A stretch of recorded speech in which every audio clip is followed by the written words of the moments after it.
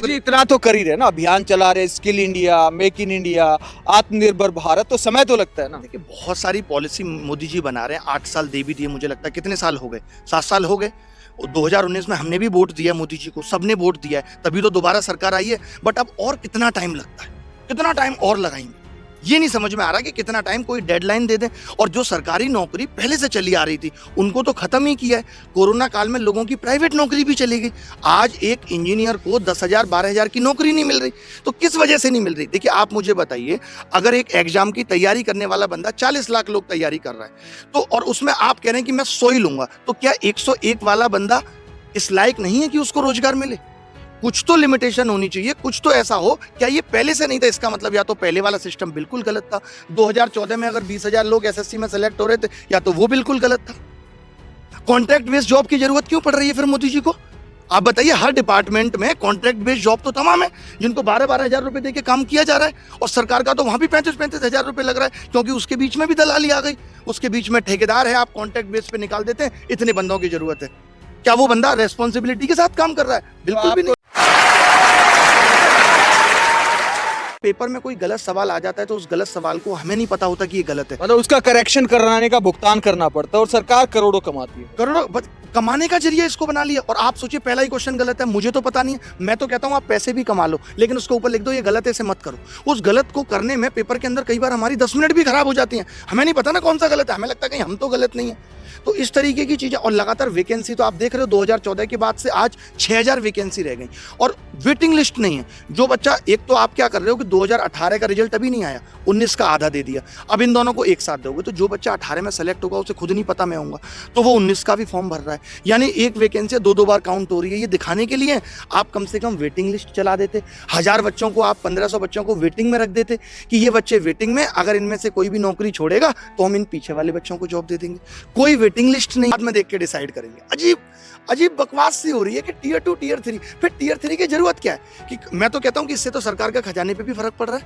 आपने इतने बच्चों का टियर 3 करा लिया, कॉपी पेज कुछ तो खराब हुआ होगा, अब आप कह रहे हो कॉपी उन्हीं की चेक करेंगे जिनका टियर 2 क्वालिफाई है, तो पहले क्वालिफाई करके ही देख लेते, क्या जरूरत थी टियर 3 कराने की? अजीब सी बकवास हो रही है। मतलब अगर ये बातें मोदी जी को भी पता चले तो शायद हंसेंगे, कि क्या हो रहा है देश के अंदर।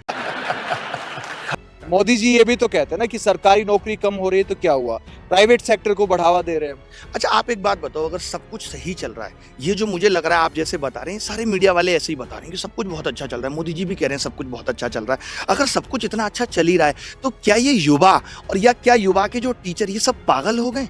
हम नहीं। आपको डर नहीं लगता कि आप ज्यादा तूफान खड़ा करेंगे सोशल मीडिया पर, तो आपको भी आंदोलन जीवी या कंगना जैसी तो आपको देशद्रोही भी कह सकते हैं? नहीं नहीं नहीं, कौन है ये लोग, कहां से आते हैं? देखिए ऐसा कहने से कुछ नहीं होता। हम ये ऐसे ही नहीं कर रहे कि आज हम उठे और कह दिया। हमने कंगना की तरह फिल्में दिखा के लोगों से पैसा नहीं हड़ पाए। हमने बहुत जमीनी स्तर से, सन 2017 से मैं फ्री पढ़ा रहा हूँ, लाखों विद्यार्थियों को फ्री पढ़ा के मैंने सेलेक्ट भी करा दिया। कोई किसी एग्जाम में हो गया, या किसी को प्राइवेट रोजगारी दे दिया कि आज लोग हमसे पढ़ के ट्यूशन पढ़ा के भी 2 पैसे कमा पा रहे हैं। तो लोगों के लिए किया है, लोगों के दिल में पहले प्यार को जन्म दिया है, तब हम ये बोल रहे हैं। तो बहुत लोगों का प्यार, मिलियन लोगों का प्यार मेरे साथ है, इसलिए मुझे डर इसलिए भी नहीं लगता कि मैं, वैसे भी आपको बताऊं, मैं डर से मुक्त हो चुका हूं, क्योंकि मुझे मोह नहीं है। करे एक तरफ डिजिटल इंडिया की बात हो रही है कि सारा सिस्टम तेज रफ्तार से हो, बुलेट ट्रेन लाने की बात हो रही है, लेकिन नौकरियां क्यों फटाफट नहीं हो पा रही? ये डिजिटल सिर्फ ना, बस इनको ये लग रहा है कि आपने हाथ में मोबाइल पकड़ा दिया, सबके पास इंटरनेट है, इनकी आईटी सेल बढ़िया तरीके से मोदी जी की वाई वाई वीडियो भेज रही है, इनकी नज़र में this is called digital India, इसके अलावा कुछ नहीं है। आप बताओ ना, 2012 में तो पेपर ऑनलाइन नहीं था, 13 में ऑनलाइन नहीं था, इससे ज़्यादा जल्दी रिजल्ट आ जाते थे। 2013 में जब हमने एग्जाम दिया तो एक सेंटर पे चीटिंग हुई थी और पूरा पेपर कैंसिल हुआ, और 1 साल के अंदर वो पूरा पेपर भी कराया। उससे बेहतर तो वो दौर था जब डिजिटल नहीं था। डिजिटल आने के बाद क्या हुआ, आज टीसीएस भी अगर कहीं एग्जाम लेने जाती है कैंपस सिलेक्शन के लिए, तो सुबह प्री लेती है, शाम तक इंटरव्यू, रात तक तो वो ये निकाल देती है। चलो ठीक है, वो छोटे लेवल पे कर रही है, लेकिन आप अगर बड़े लेवल पे कर रहे हो, आप 15 दिन ले लो, 16 दिन ले लो, देश का चुनाव भी तो 1-1.5 महीने 2 महीने में खत्म हो जाता है। इस सज्जन को क्या तकलीफ है भाई, क्या तकलीफ है इनको? की सरकार के लिए बेरोजगारी, रोजगार, ये सब मुद्दे प्रायोरिटी पे ही नहीं है, इनको इससे कोई मतलब ही नहीं है। इनको लग रहा है ठीक है 2-4 दिन लोग चिल्लाएंगे। आप एक बात मुझे बताइए कि अगर कोई बच्चा 85%, 95%, 99% बल्कि गणित में 200 में 200 नंबर लाके भी अगर सेलेक्ट नहीं होता तो उस बच्चे की कहाँ तक गलती है और सरकार की कहाँ तक गलती है? इसका मतलब कि आपकी एग्जाम प्रक्रिया ही सही नहीं है, आप एग्जाम लेना जानते ही नहीं है। अब सब कुछ आपने कहा डिजिटल हो गया, और आप देखिए एसएससी की प्रक्रिया में क्या डिजिटल है। जितने गंदे तरीके से एग्जाम ले रहे हैं, किसी से पूछ लीजिए, रेलवे का एग्जाम हो रहा है 4 महीने 5 महीने से प्री चल रहा है, ये डिजिटलाइजेशन है। जनता को आप मूर्ख समझना बंद कर दीजिए।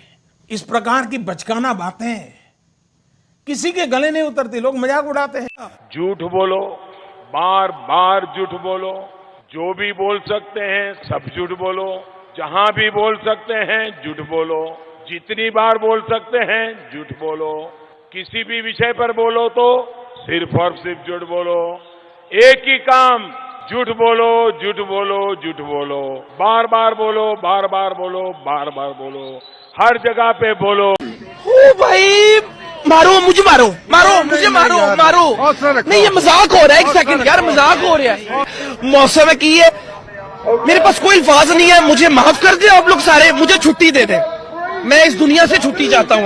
नहीं करो हाथ जोड़ के मैं मोदी साहब से गुजारिश करता हूँ।